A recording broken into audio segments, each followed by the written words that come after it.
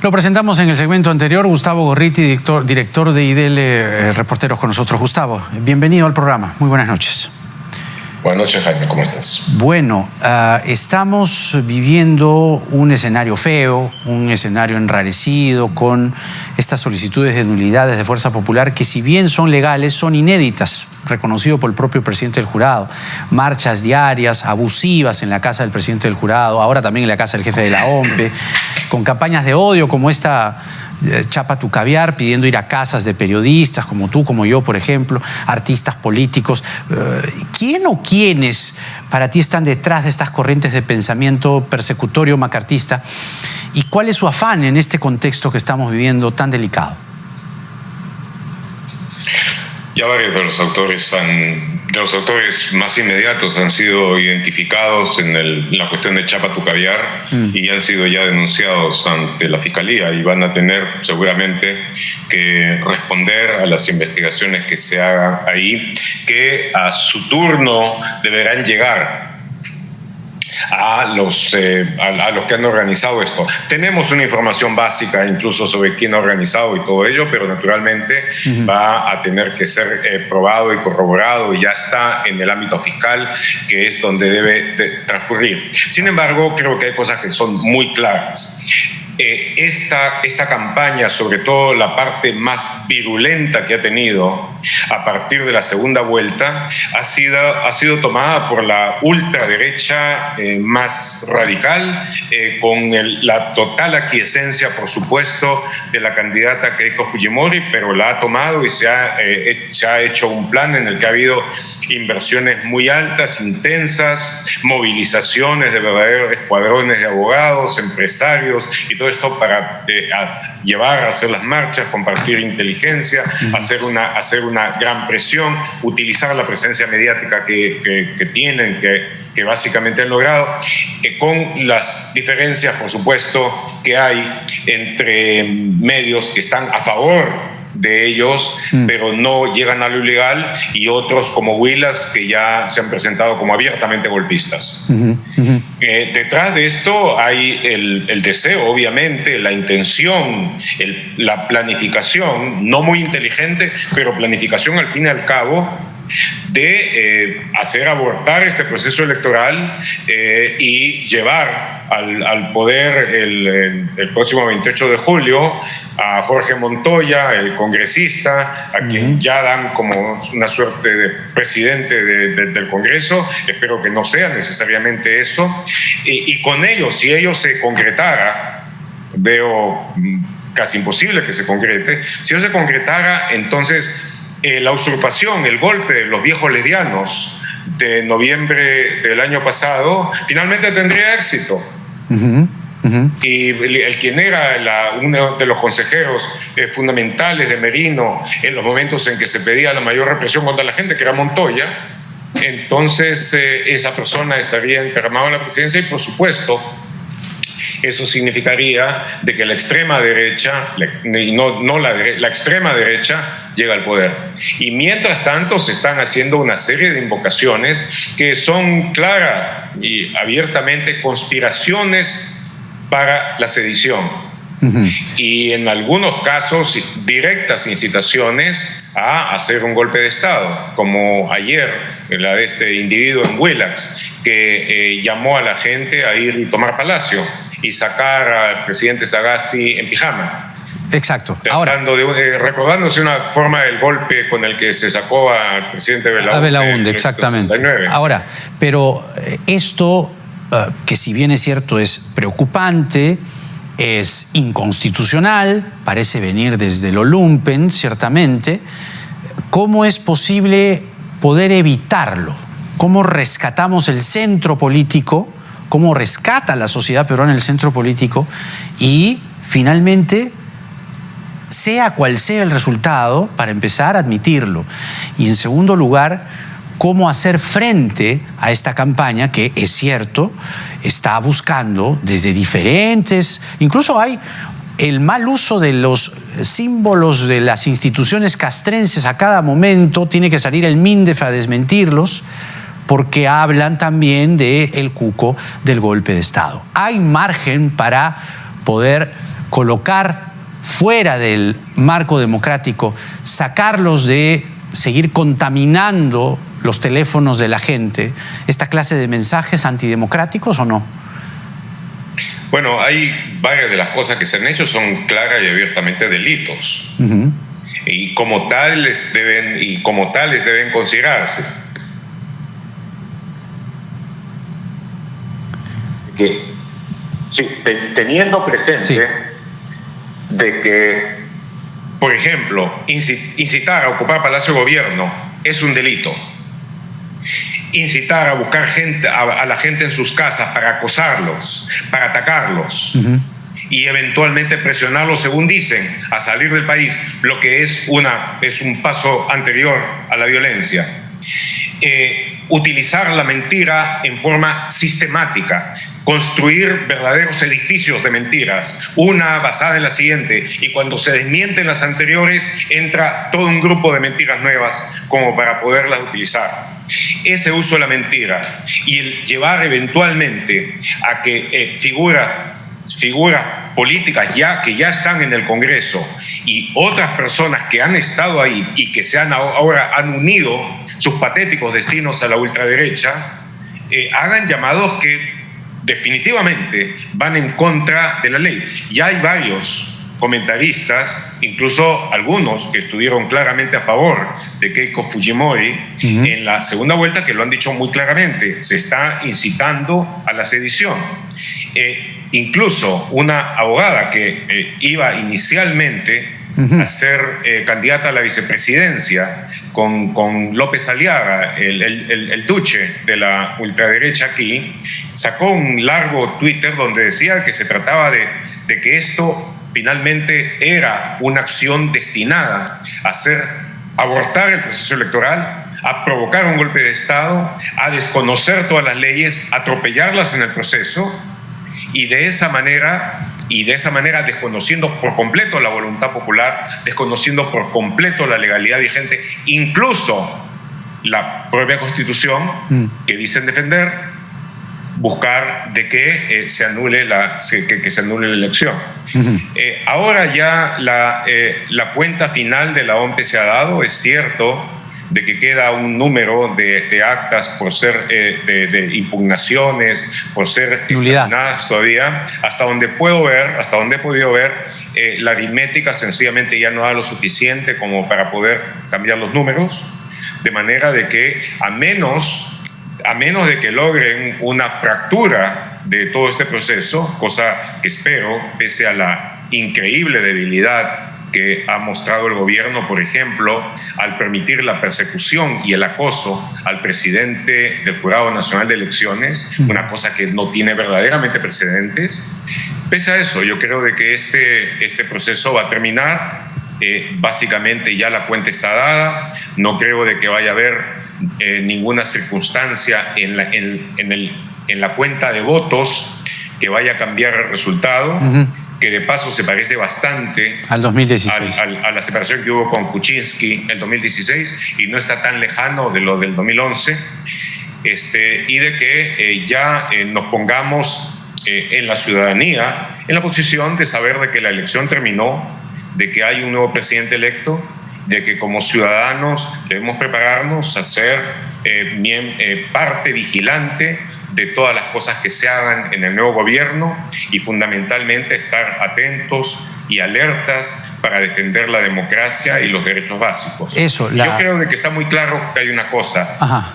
Las fuerzas democráticas somos la inmensa mayoría en el Perú. Incluso mucha gente que votó por Keiko Fujimori por el temor que tenía a la candidatura de Pedro Castillo son demócratas, y ya lo están demostrando con sus actitudes de rechazo y de deslinde respecto de las posiciones golpistas de ahora. De tal manera de que si esto no se resuelve con claridad, me imagino que la ciudadanía democrática hará escuchar con toda claridad su voz. Ahora, lo más razonable en esta situación inédita es que se están emitiendo las audiencias en vivo, que se vea todo esto y que se aclare. Tú eres de los que piensa, como varios, que la aritmética no cuadraría, pero has dicho algo muy importante antes de pasar a la vigilancia democrática, que es lo que deberíamos estar haciendo en este momento ya, ¿no? Pero hablamos también de las instituciones y dices bien cuando el gobierno no se ha manifestado respecto a la situación con el presidente del jurado. Ya van 5 o 6 veces, van a la noche, le hacen ruido. Es una barbaridad, claro. Entonces lo que quieren es minar su salud mental. En el mundo que lo admitiría. Exacto. Entonces, ¿quién levanta la voz aquí? Ante una situación como, bien reportaron ustedes, el ida y vuelta, ¿no? La marcha y contramarcha promovida, gestada desde por uno de los magistrados del jurado, que llevó a que digan, no hay plazos, todo bien, presenten todo lo que quieran hasta el día que se les plazca. Finalmente tuvieron que retroceder, porque se dieron cuenta que había una sentencia del TC al respecto. Que si la hora es a las 8, que si... Claro, así es, que si es a las 8, que si es a la medianoche, lo que diga el jurado, eso es lo que hay que acatar. Pero eso, el rescate de la institucionalidad que hoy está tan vulnerable que cualquier sujeto de medio pelo dice vayan a Palacio, ¿no? Y saquen al presidente en pijama. El rescate de la institucionalidad, Gustavo, ¿quién levanta la voz aquí? Bueno, cada uno ha debido hacerlo a su manera. Por supuesto, la opinión pública, las personas, todas aquellas personas que se identifican plenamente con los valores de una democracia, deben hacerlo. Y cada uno debe hacerlo en la forma y la manera que como ciudadano puede manifestarse, sea en espacios como este, sea en la calle, si es necesario. Pero a la vez hay una cosa muy clara. Las democracias deben saber defenderse y las democracias deben ser vigorosas en saberse defender. A mí me parece que lo que hemos visto de la persecución a que ha sido sometido el magistrado Salas Arenas estos días, en donde ha estado con el seguimiento, el acoso, los insultos, mientras él, que es el dirigente del poder del Estado en este momento más importante de la nación, él que debió haber sido protegido, ha estado básicamente expuesto a una continua agresión durante estos días.